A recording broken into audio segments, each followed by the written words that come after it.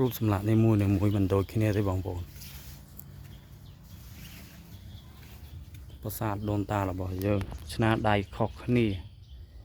มาแบบมันเนี่ยบางบนสังเกตมือรูปสำลักในมือโอ้ my god สุดยอด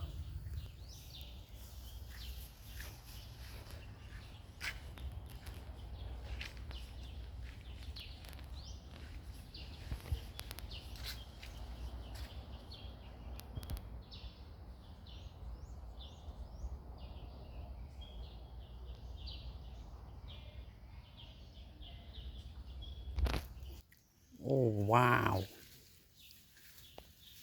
สะอาดมันเตี้ยนมองบน